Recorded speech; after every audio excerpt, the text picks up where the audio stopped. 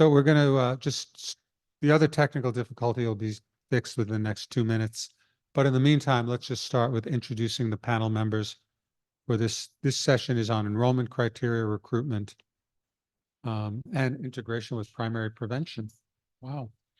So please. Yeah, Thorsten Blum, again from Berlin, pulmonologist, lung cancer specialist, and very dedicated to lung cancer screening. Torres, I'm a pulmonologist working in Pamplona. I've been doing lung cancer screening for almost 20 years, mainly focused on COPD and emphysema. Hello to everyone. It is a great pleasure to be here. On behalf of Croatian side, I wish you very warm welcome. Otherwise, Claudia told me that she presented some slides from Zagreb conference. She pretends that she's Croat also. Claudia, thank you for that. Yeah. I don't have any slides with me. However, I'm a respiratory physician from Zagreb, and I'm the leading one of the Croatian National Lung Cancer Screening Program. I'm Kevin Tenaaf from Erasmus University Medical Center. I'm a data scientist, and I'm specialized in risk prediction and natural history modeling. And my work has informed some guidelines, recommendations, and screening programs across different countries. And I'm also a statistician involved with both the Nelson and for the Langerhans trials. Pishi Yang, I have introduced myself in the previous section. We're making you work a little extra. So while they're still solving the technical problem, which I hope is solved soon, we can go to couple of the first questions. And I think one of the things that I'd like to get a sense of, since we're talking about recruitment, as at least one of the topics, best method for recruitments. I think that's one of the things, because it's so different in different countries, and I was at the Croatian meeting recently, and the problem that they have in Croatia is the exact opposite of what we have in the United States in terms of recruitment. So maybe just go through each panelist about your thoughts about recruitment. What are your challenges and what methods are you using to recruit patients, and do you think it's working? So first of all, I think there is not the best method, but it should be a set of methods targeting the various, let's say, subgroups within the eligible people at risk, because their, let's say, also their communicational channels may vary. So in our German position paper, we have recommended, we do not have a national healthcare system like in Croatia or in the UK, which makes things a bit more difficult, but still to have a structured formal invite letter to all people in the certain age range. Then we call them, would like to call them qualified doctors, that these are the GPs, these are outpatient internal medicine specialists, and also occupational medicine specialists, because in Germany there are many workers who do not see a GP or a physician during their work lifetime, but they see an occupational physician once a year when there's a scheduled checkup in their company. So this could be another target. And then, of course, there are plenty of other means, media campaign linking to other screening programs, breast cancer screening, colorectal screening, and so on. There could be, that's what we are currently evaluating within the Solace project. There could be ambassadors, mediators that reach out to hard to reach population, migrants, socially deprived people. We know, of course, COPD, emphysema, previous cancer disease, they are frequently seen in certain clinics.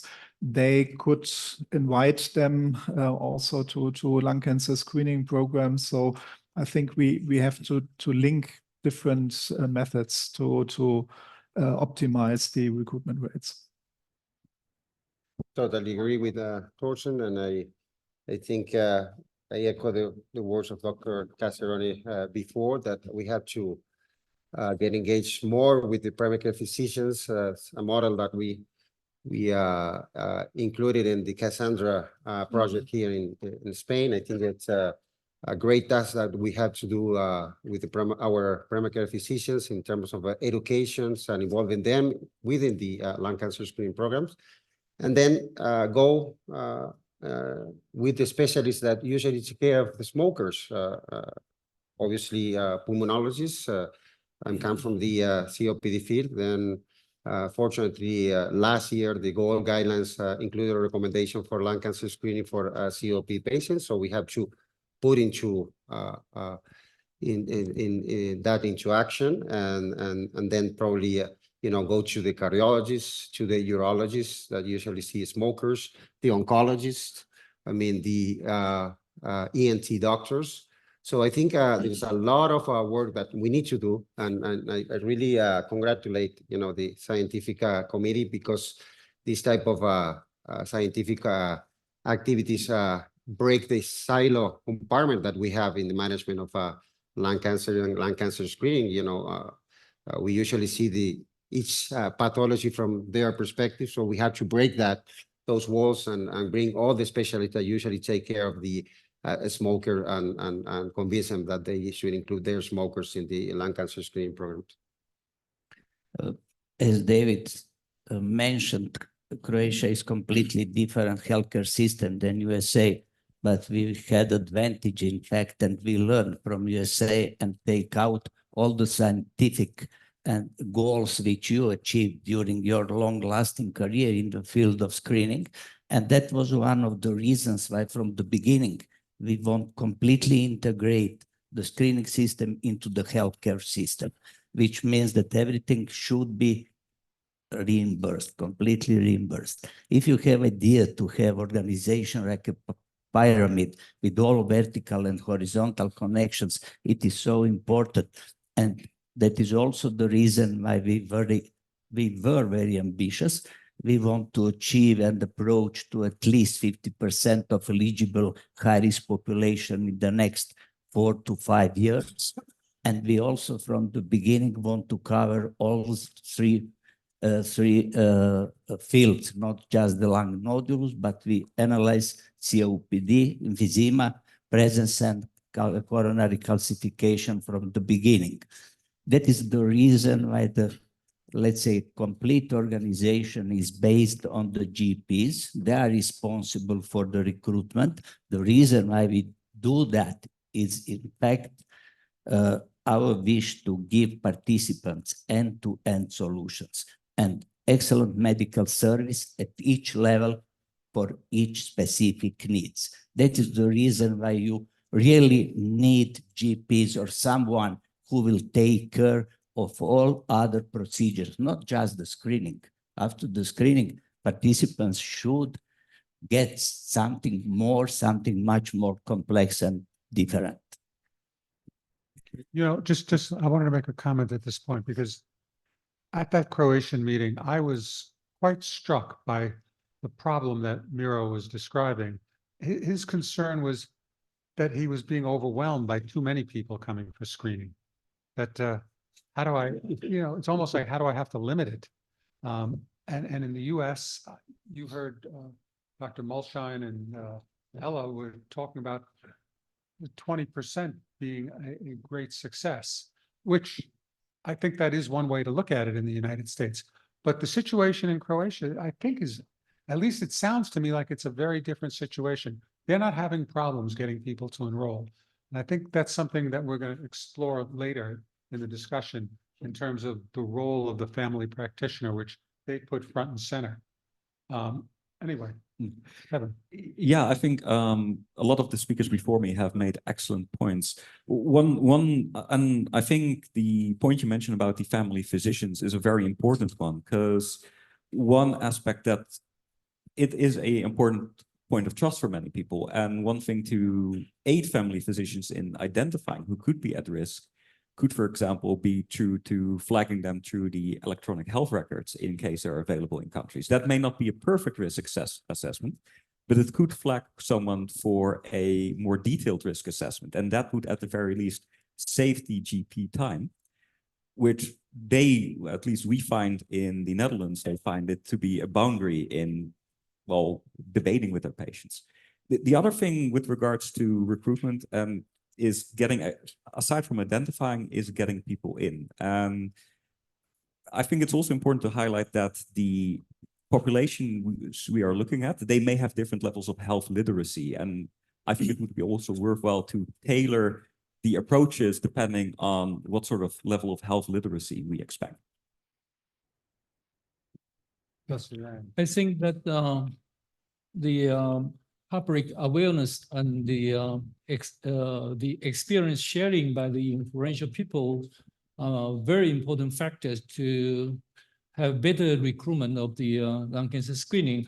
Actually, our national lung cancer screening, within 1.5 years, we already screened 100,000 eligible subjects because many society, including Pulmonary Society and also Radiology Society and the Lung Cancer Society, they came out to publish a booklet for the general population. They didn't know that who are at high risk, who need to screen, and the most common symptom of the lung cancer is no symptom at all. If you have symptoms, most of the patients are in the advanced stage. They didn't know that who should be screened, and did the medical professional know how to manage the lung nodule according to the guideline. And the experience sharing by the influential people is also very important. Actually, our vice president of the country, he himself 10 years ago, because of the lung cancer screening, he detected lung cancer nodule, stage 1 disease, and after resection, he completely recovered. So he came out himself in the public media, in TV, say that I am the one who benefit from those CT screening, and who are the high risk. So experience sharing is very, very important. That's why that the recruitment rate is relatively successful in the national screening program. Okay, thank you. But maybe all of you mentioned is that it's important that we, of course, know all risk factors, and we also heard about, for example, GP. The question is also, where can we have that data about, for example, the smoking history? GP sounds good, but we know that, for example, here in Spain, the GPs knows quite good the smoking history, but in the Netherlands, there's no registration about it, so we have actually no data. We only rely on the population registries. I know, for example, in Belgium that they have also a registry with a pharmacist. So there's a registry of the smoking behavior, but not as a GP. So that is maybe a challenge. How can we optimize that? And what I've heard from you is actually that we miss a little bit the connection, and maybe the example of Croatia that might be most helpful when you have an end-to-end process actually to include people.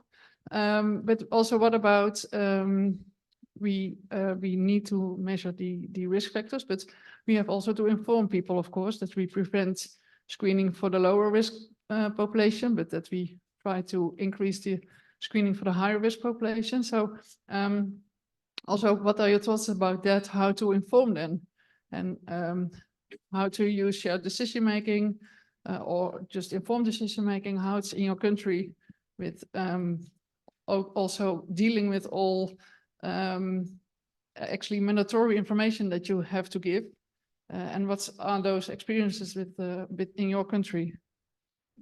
So within Germany, we are currently preparing or assisting to prepare this information material.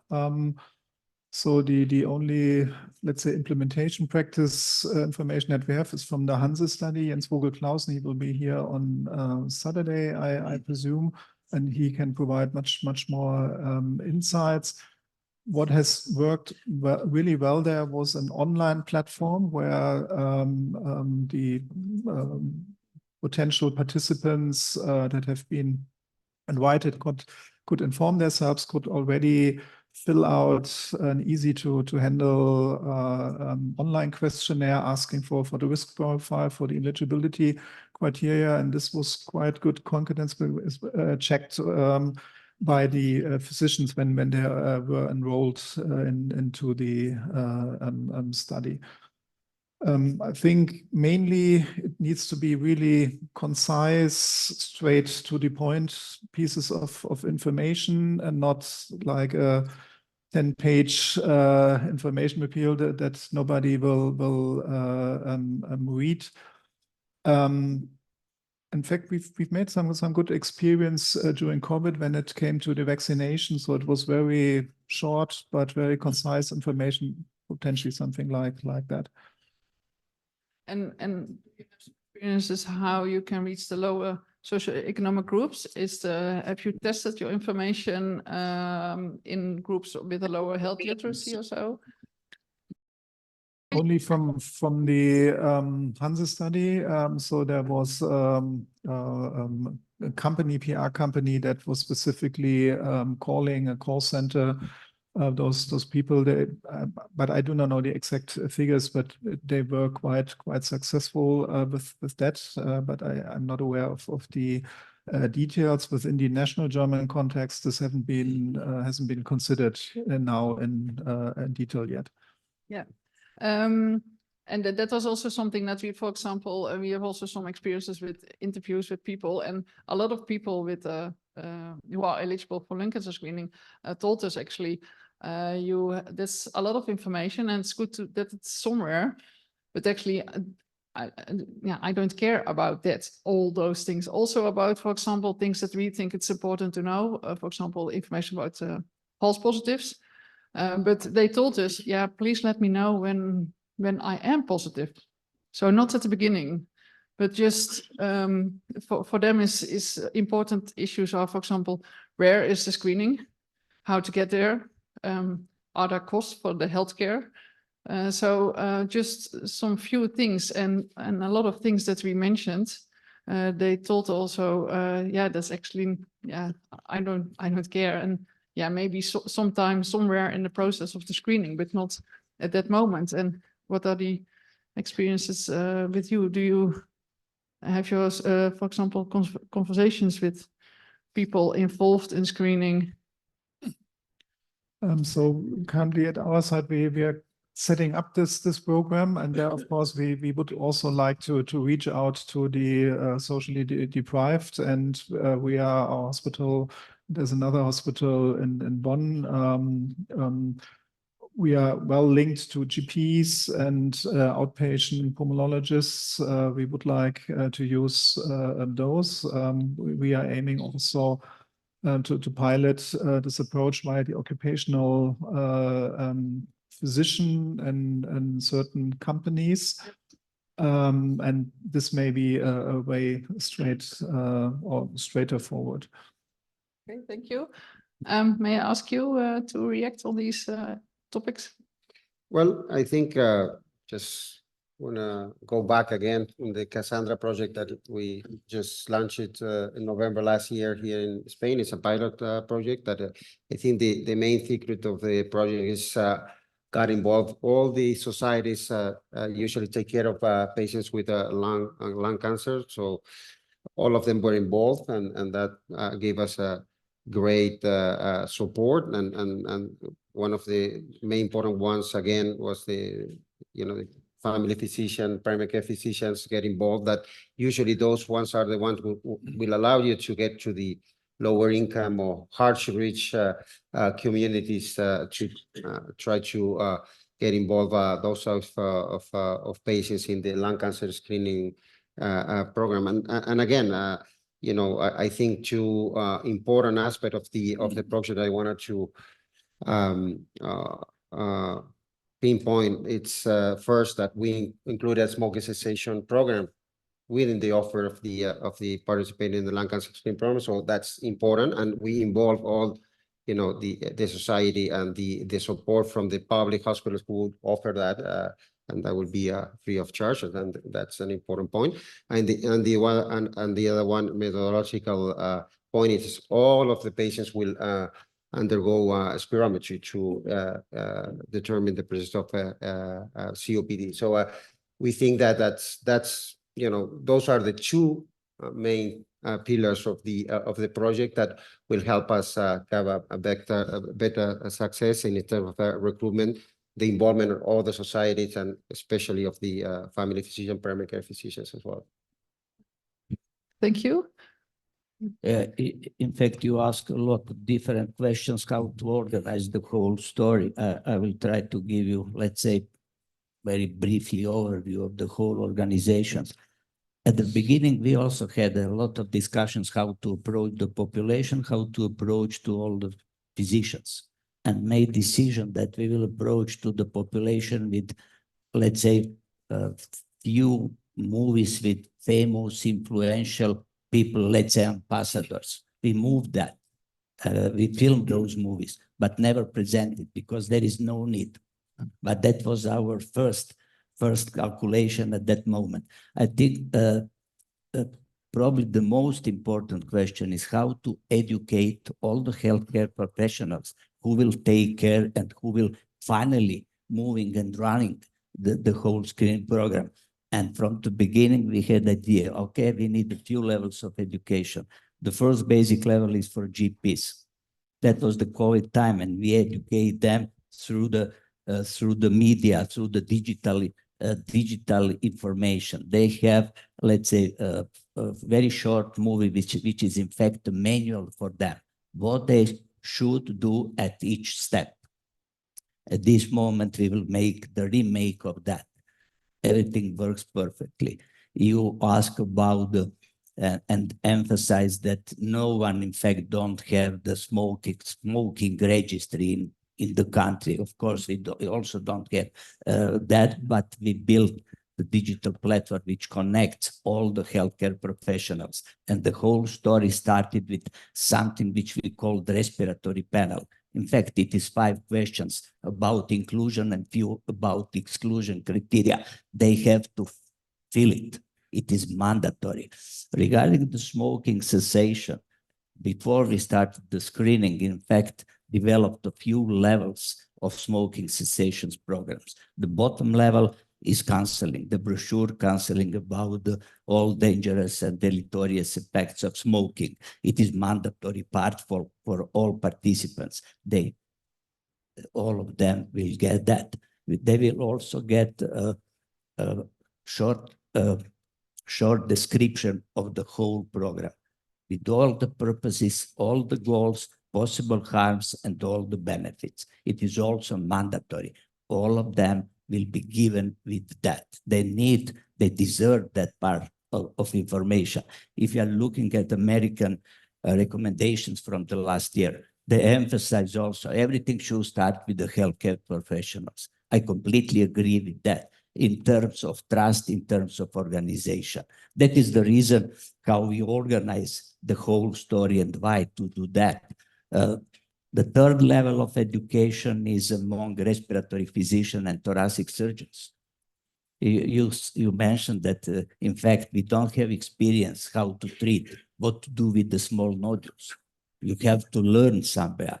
That was overcome with the establishment of 6 lung nodule clinics. They are responsible for all additional workup, all other diagnostic and therapeutic approaches. At this moment, probably we will use that people for the extension to COPD and the coronary artery disease. And it is also very important in terms of clinical trials because we start to talk about the new treatment approaches, not only about the early diagnosis. We are all familiar with neoadjuvant, adjuvant, and other forms of modern lung cancer therapies. The same people will do that in the same nodule clinics. That is the way how we're thinking and want to make complex organization as much as simplex as we can do that, and want to have control on each step. Okay. Thank you. Yeah, I can only reiterate those points on trust. I think from the sounds of it, the Croatian program sounds amazing, and also the level of, let's say, commitment that all of the levels of physicians show for this. But that may not necessarily be the case in other countries. We've, for example, seen that in the US, but in some centers in the US and also in Canada, they have amended that by the use of nurse navigators, which are then a, let's say, sole focus point for the participant and who goes with them throughout the entire way, from risk assessment through, in the end, a diagnosis. The physicians there have found that to be, well, to take a burden from them. The only downside is, of course, that it is, well, it will cost additional resources and money, which may not be available in all countries. With regards to smoking cessation, I believe that that is an interesting question in the sense that I think it should be, well, at least promoted in a lung cancer screening program. The main question I have is how to move forward if, let's say, you have a long-term smoker who has been in the program for years on years and doesn't seem to be able to, well, successfully quit smoking. How to approach those people? That's maybe something for a few years down the line, but I think it's important to think about it right now.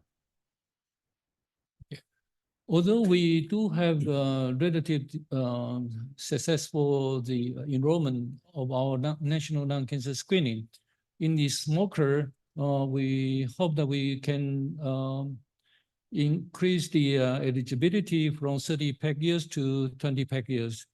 And for the non-smokers, actually, we know that there are some genetic susceptibilities. There are some single nucleotide polymorphism associated with the risk of non-smoking lung cancer.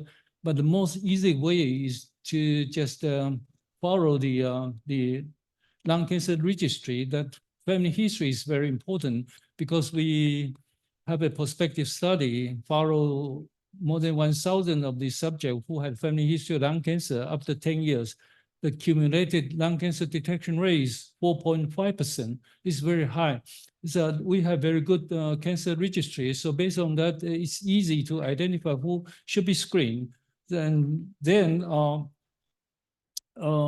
another important issue is the age. In male, we usually start screening from 50 to 74 years old. But for female, it tends to be younger. So we start 45 years old to 74 years old. And we also think that, can we lower down the age for screening? In the, we adapt the criteria that, so actually,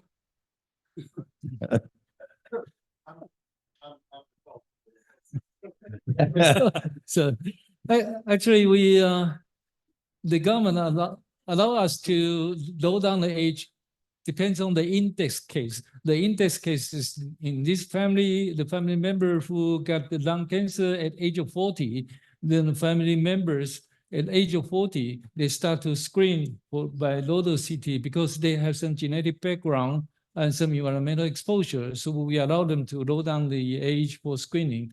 So I think that the most important way to have the successful enrollment is the awareness of the hospital and the physician. And we have 180 hospitals join in this national screening program. And each hospital, they set a green line for all the participants. Those who want to have lung cancer screening, there'll be a special nursing staff taking care of them, how many family members should be screened, and how they make an appointment for them, and the CT scan, and what time they should come back to get the result and interpretation by the doctors. So by this way, so the enrollment rate is very good. Okay, I have a couple of questions that I want very brief answers to, just to sort of get sort of an understanding of where different countries and different regions are at. So I would like to know, and we can start with you, Professor Yang. We're going to switch things up in a dramatic way now. Do you do shared decision-making for lung screening, or do you treat lung screening, the requirements to do it differently than other types of screening in your country? Well, actually we have cancer screening for breast, for colorectal, for oral cancer, and for liver cancer, because we have very high liver cancer, and lung cancer is the fifth one that recognized accepted by the government to start lung cancer screening. And the reason is that we try very hard to convince them, because every time we have national health insurance, and we look at how many resources, how much resources we have put on lung cancer, taking care of lung cancer patient. And we found that our national health insurance, they spend most of the money taking care of lung cancer patient. So are you doing shared decision-making? That's Yes. a separate, is it different for lung cancer than it is for the other cancers, or is it the same? Everything the same? Somewhat the same. Same. Okay. But for the, yes, somewhat the same. Okay. Kevin, what would your answer be to this? So I think in general, shared decision making is quite hard to do it correctly, to do it keeping in mind the individual characteristics of the person. I think it's well worthwhile to include, and could also set an example for other programs. Colorectal cancer and breast cancer are also increasingly moving towards personalized approaches, changing screening intervals, changing starting or stopping ages. I think in that sense, it's going to go, even if countries are not interested in lung cancer screening, they could get, let's say, benefits from the approaches to incorporate in their other programs. So I think regardless, we should look into it. Miro, do you do shared decision-making, and is it different as far as you know for other cancers? Or Yeah, all other cancers, in fact, are organized in completely different way. Lung cancer is the new one, only 4 years old, but I'm pretty sure our organization will be template for all other screening programs. And at this moment, we are working on the digitalizations, how to connect all screening programs and have all the information at the same place and take care simultaneously, let's say, and try to help to each other. The first step will be connection with lung cancer, with the prostate, which is running on as a pilot at this moment, and with the breast cancer, which is the oldest one. Probably it sounds crazy to connect that, but I'm pretty sure that we should do that. And we will start with the digital connection as a first step. But are you doing a formal sort of shared decision-making process? Yes. We have to apply to the same government and same ministry. That is also the fact. We take the money to finance everything from the same national insurance fund. That is also fact. And at this moment, we have a lot of talks how to facilitate the future development of each program. I will tell you, for example, we have to redesign lung cancer screening program because this organization will end at the end of this year. I'm pretty sure that the formal part of the new one, which will be approved from the government, will also be focused on the emphysema and coronary calcification. That is, from our point, very important because we have the central financial service for everything. And that is one of the advantages which we in fact want to use for the further and faster, to how to speed up all the screening programs. That is our idea. Right. One problem. Yes, as I-ELCAP center, we've been doing shared decision making in Pamplona and Madrid, and that has been proposed also for Cassandra project, and it's different from the other existing public screening programs like colorectal or breast cancer. So it's different. Different, yeah. And in Germany, are we, Well, it's part of the already ongoing national screening programs like breast cancer. And our position paper, we have at least proposed to offer it to potential participants. But in real life, I think we have to consider that first, many participants are really not wanting shared decision making. They just want to be briefly informed. And second, especially if it comes to the GPs who have small, short contact times with potential participants, they simply do not have the time to perform proper patient decision making. So that's a bit contradicting each other. Yeah.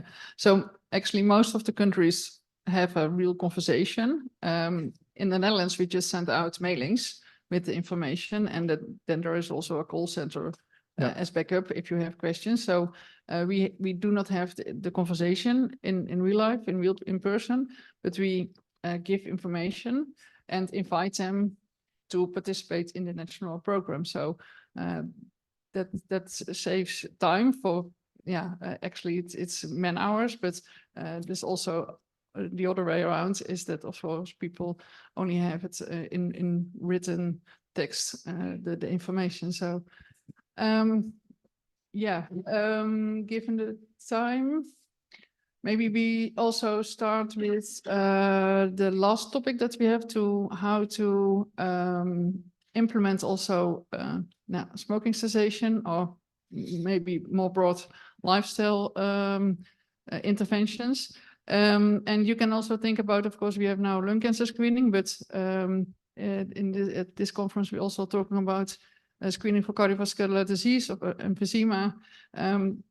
What are you think about that? Because we of course now participating in such a screening program might be a teachable moment, but we have a lot of challenges also because about half of the participants, at least in our trial, are former smokers. So not every participant that you see, you can ask about the interest in smoking cessation support. Then there's also a part of the population that is really motivated to quit smoking, but there's also a part that is really not motivated to quit smoking after such a smoking history. So what are your experiences and thoughts about that? Well, starting with smoking cessation, we have a really well-running smoking cessation program performed by outpatient pulmonologists who have their own private practices. And that's really well working. They also have substantial capacities to cover this, and that's why they are really interested to participate or take an active role in lung cancer screening. A problem is that these programs are currently only partially, if at all, covered by German healthcare insurance companies. So this is a problem why outside of lung cancer screening programs, the participation rates, although offered frequently, are kind of low. And just in practical sense, how, for example, can they use the screening test results in their conversation? And also the question is, of course, with the screening program, when can you give that support? Is that with the screening or after that they receive the screening test results, or maybe already at invitation? So it's currently planned, but it will probably look like that those people that are enrolling the participants really highlight also actively, not only in the written sense, that there's a ask about the smoking status. So that's a must do. And then if there are active smokers, then they should be offered information, and likewise online. Yeah, and then they can choose whether they have an uptake. Yeah. And any, let's say, lung cancer screening service needs to prove that there is a really active, well-working link to a smoking cessation program, either within the program or in collaboration with an ongoing program. And using the screening test result, is that possible? Because, for example, in the UK, we know the YES trial that tries to The negative. yeah, also the images try to use. This has not been defined yet for Germany, but there are of course some evidence highlighting that then there's a higher motivation to participate. Okay, thank you. Okay, as I mentioned before, we think that smoking cessation programs are part of the pillars of the lung cancer screening program. So in all patients we offer, first we ask, then we offer, and if they are said that we include them in the smoking cessation program. And again, in the Cassandra project, that is the public pilot project, we included that as a free service for the other participants. So I think that's extremely important. And then regarding the sharing information with the patients, I think one of the important moment of the lung cancer screening program for us is meeting with the patients and first doing the shared decision making for participating in the lung cancer screening program, and then given the results, not only about the the nodules that it look like everything is about the nodule, but it's not.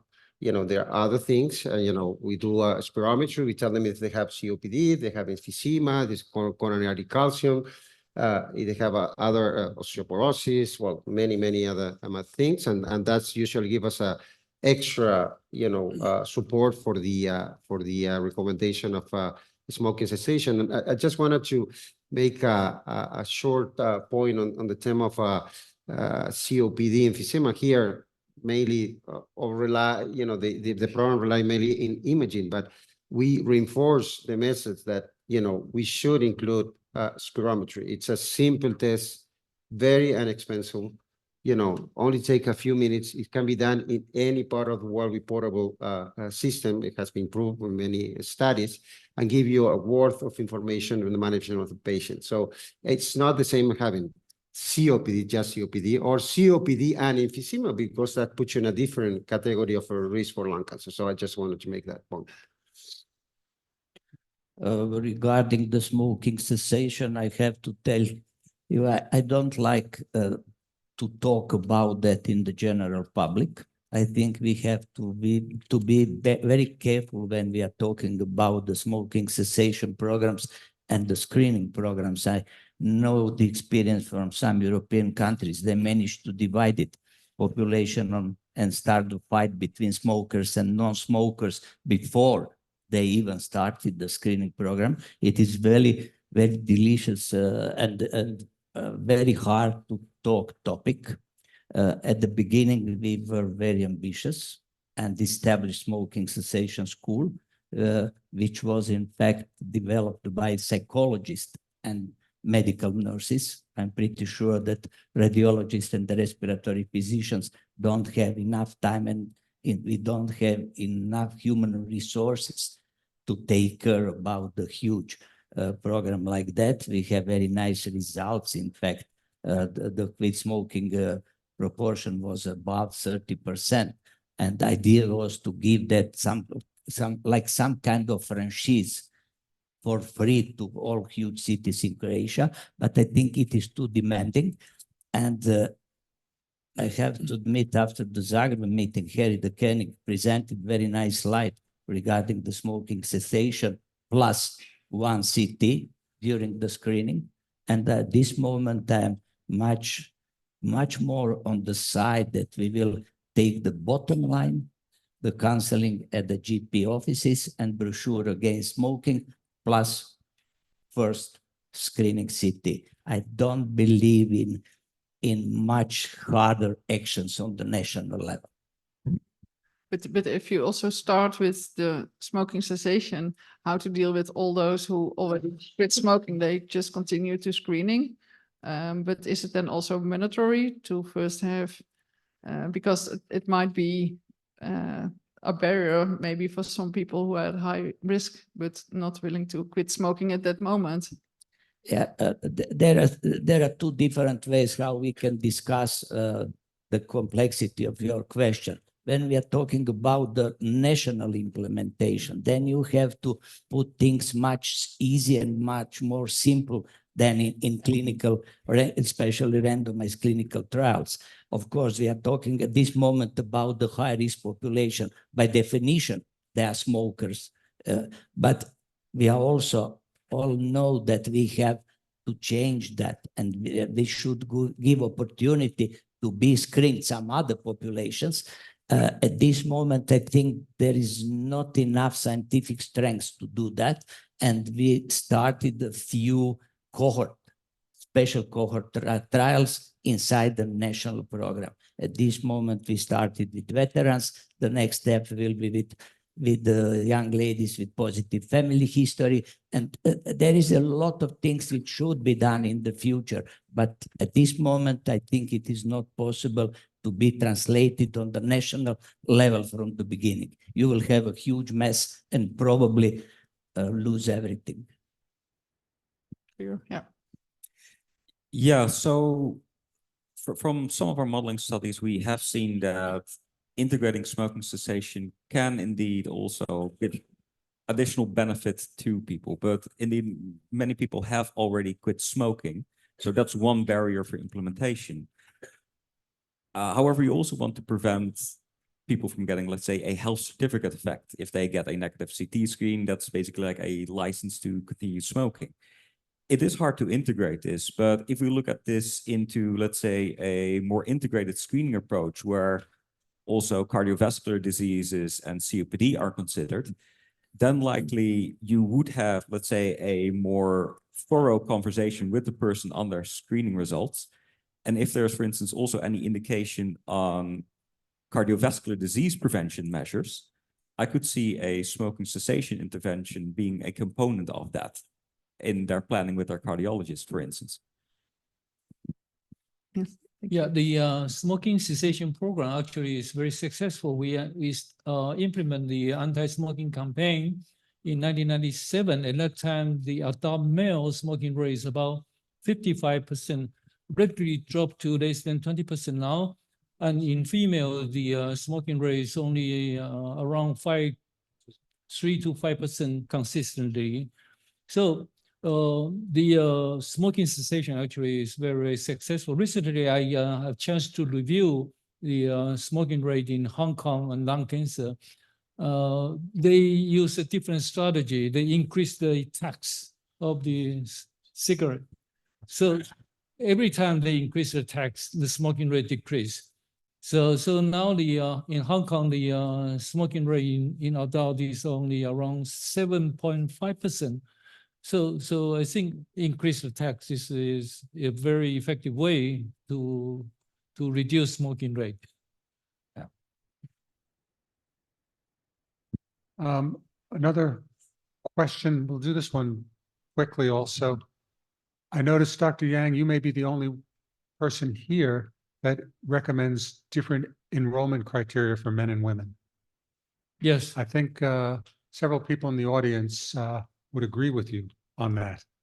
But I don't think, is it done anywhere else? Is anybody else considering that? And the reason you're doing it is because of different susceptibility and for men and women.